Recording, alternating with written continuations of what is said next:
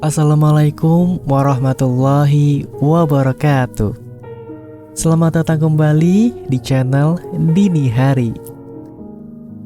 Dengan gua di sini Mas Abril ya, yang akan membawakan cerita horor atau menemani kalian nih ya kan, buat kalian yang ingin tidur gitu. Jadi penghantar cerita tidur gitu ya, atau menemani waktu-waktu kalian di saat gabut gitu ya.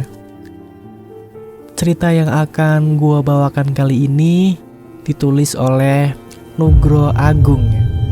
Atau kalian bisa langsung follow Twitternya yang linknya udah gua cantumin di deskripsi ya. Dan kalian juga bisa membaca secara langsung ya, buat kalian yang pingin gitu, linknya juga udah gua taruh di deskripsi. Cerita kali ini berjudul Beras Wutah, antara nyawa, harta, atau keluarga.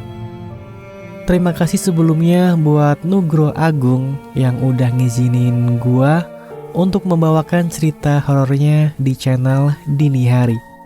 Oh ya, sebelumnya gue ingetin nih ya, untuk disarankan untuk pakai headset, headphone atau handsfree, apapun itulah semacamnya gitu ya, agar ceritanya itu masuk gitu ya, masuk dalam penghayatan kalian gitu. Asik. Oke, tanpa langsung berlama-lama lagi, langsung saja kita mulai ke ceritanya.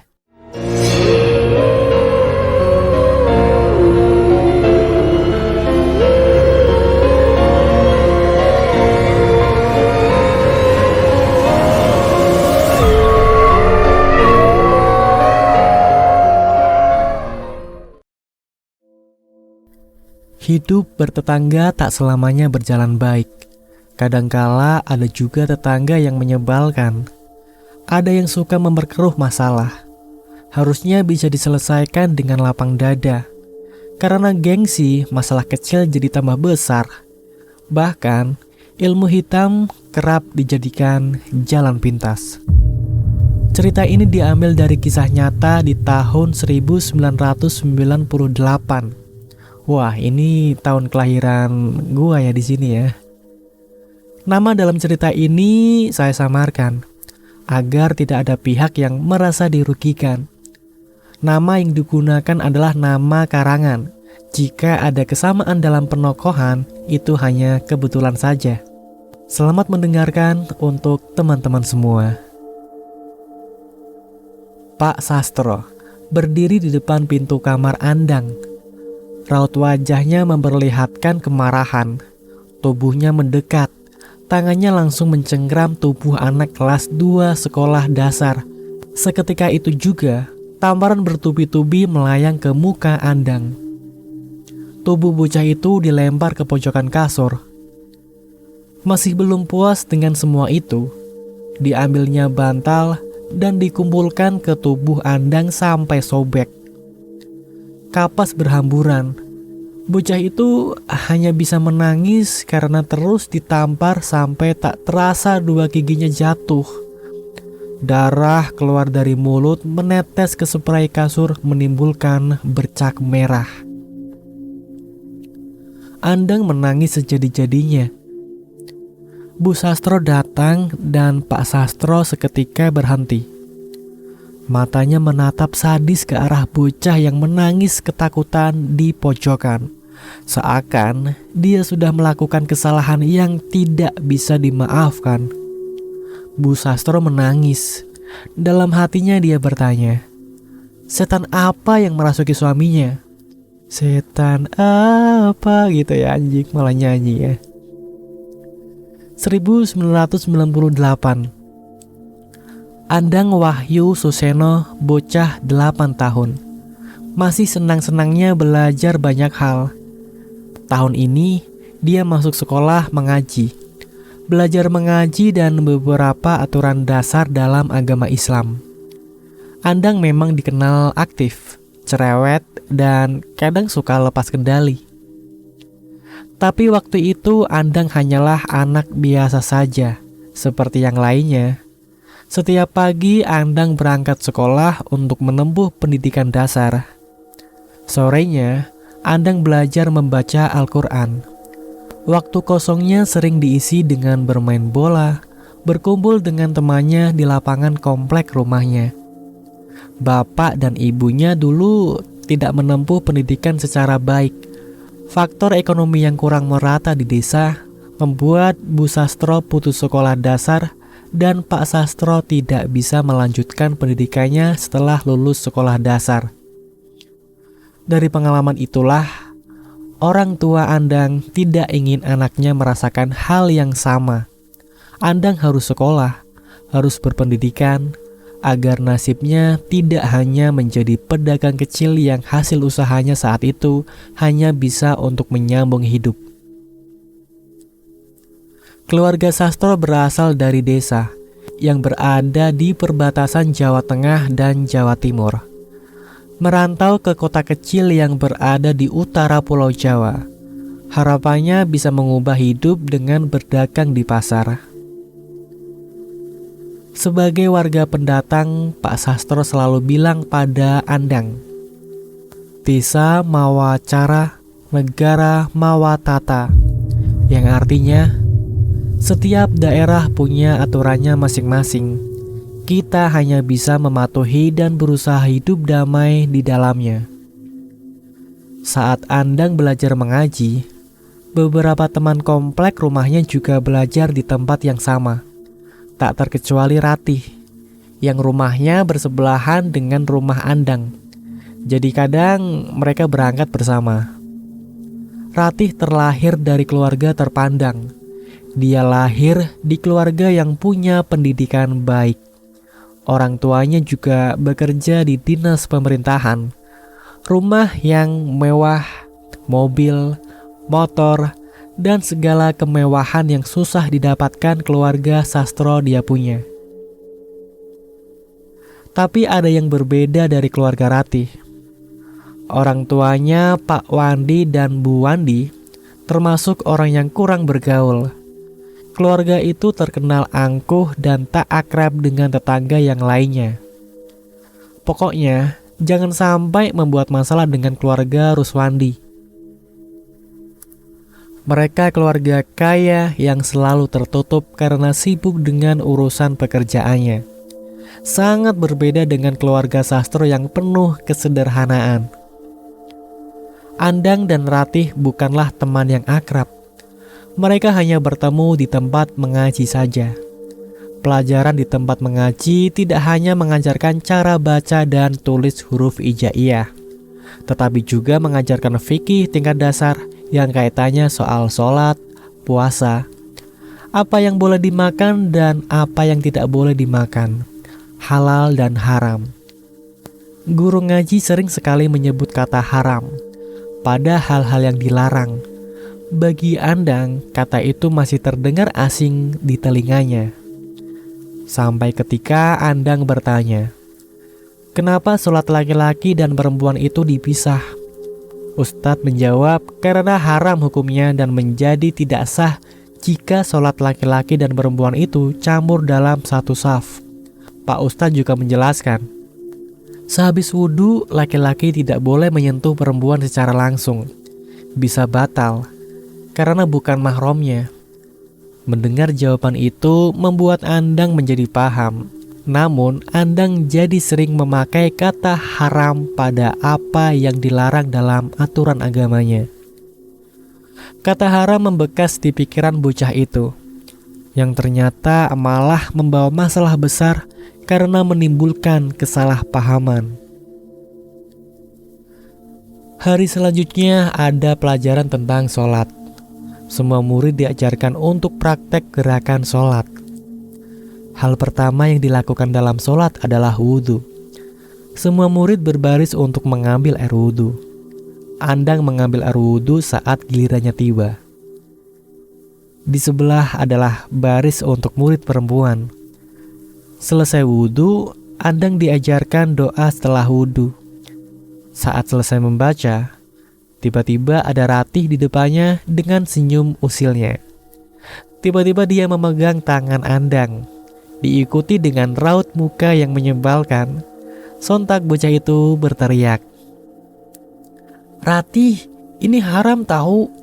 Aku jadi batal dan harus mengulang lagi." Begitu teriak Andang kencang, yang kesal dengan cara bercanda Ratih yang tidak lucu.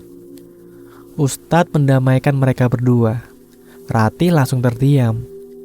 Andang masih kesal karena harus mengulangi proses wudhunya lagi. Selama pelajaran sholat, Andang dan Ratih tidak saling bicara. Mungkin Ratih kaget dengan cara merespon Andang. Mungkin juga Andang yang masih marah dengan ulah Ratih.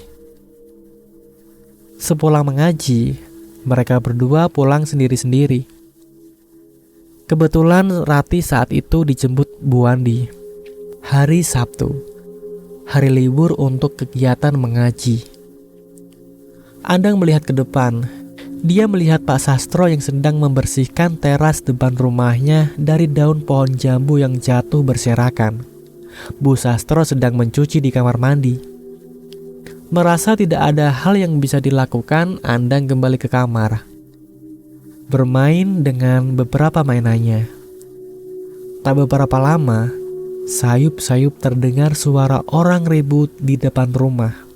Intonasi suara yang tinggi, kata-kata kotor yang keluar.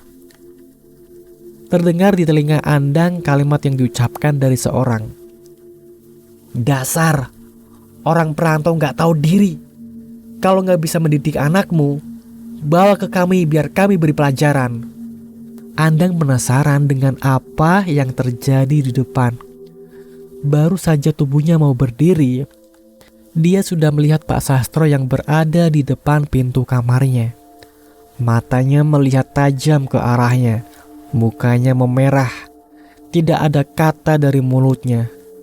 Saat itu juga, Pak Sastro menghajar habis tubuh kecil Andang, tanpa dia tahu apa sebenarnya yang terjadi. Rasa malu membuat pikiran Pak Sastro kacau. Emosinya naik mengalahkan logikanya.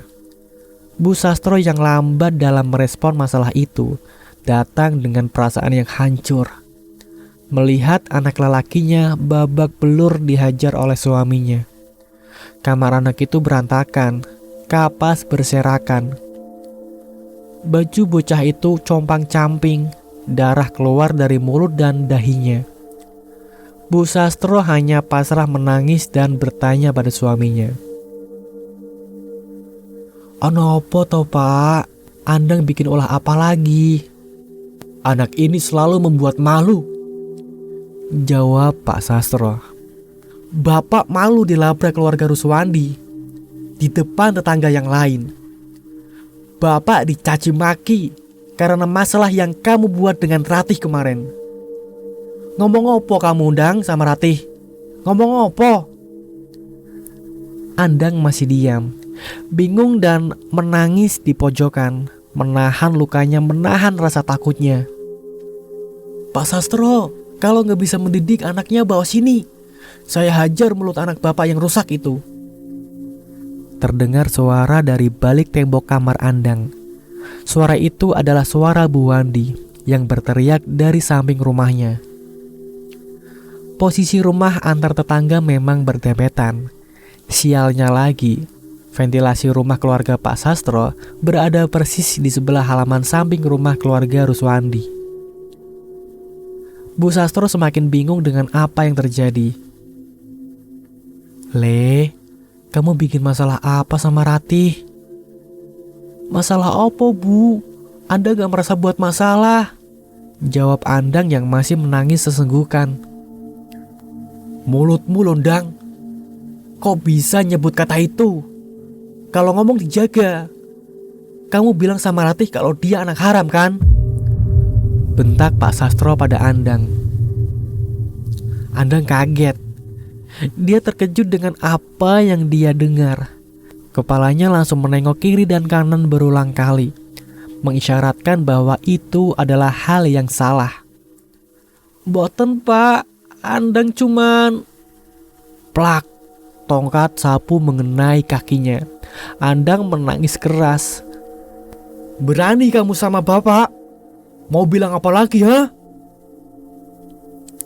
Pak Sastro memotong penjelasan Andang. Emosi benar-benar menyelimuti Pak Sastro. Pak. Kita dengarkan dulu penjelasan Andang. Kita dengar dulu penjelasan anak kita, Pak. Bu Sastro menangis dan langsung memeluk Andang, berharap agar kekerasan tidak lagi dilakukan suaminya. Pak Sastro jatuh terduduk. Dia melihat anak dan istrinya menangis berpelukan. Bu Sastro langsung mengambil kain untuk membersihkan luka pada wajah Andang. Dang, kamu benar kalau kamu ngomong Ratih anak haram. Pertanyaan itu muncul dari mulut Pak Sastro. Maaf, Bapak hilaf. Bapak gak bisa berpikir jernih. Bapak malu dimaki di depan tetangga saat membersihkan selokan depan rumah tadi. Semua mata melihat Bapak. Bapak bingung. Bapak harus bagaimana? Pak Sastro berbicara lirih pada Bu Sastro dan Andang. Pak, Andang tidak mengatakan gitu. Salah itu, Pak. Tidak seperti itu. Andang mencoba meyakinkan bapaknya yang sudah lebih tenang. Terus opo le? Bapak malu sama sikap keluarga Pak Wandi. Dia, istri dan anak pertamanya datang tanpa basa-basi, tanpa pertanyaan langsung memaki Bapak, menghina Bapak kalau Bapak gak bisa mendidik kamu, le. Sejenak Andang terdiam. Bocah kecil itu mencoba menenangkan dirinya, menghentikan tangisnya, menahan rasa sakitnya yang masih terasa. Pak, Andang cuma bilang haram, bukan anak haram. Andang wudhu terus disentuh Ratih. Andang bilang itu haram, Pak. Pak Sastro tertegun dengan jawaban anaknya. Dalam dirinya dia menyesali telah membuat anaknya kesakitan. Kamu benar, Le. Kamu gak bohong kan, Le? Cecar Pak Sastro pada Andang. Tidak, Pak.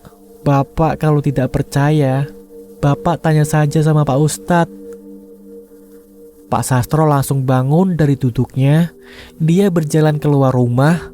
Langkahnya menuju tetangga sebelah rumahnya.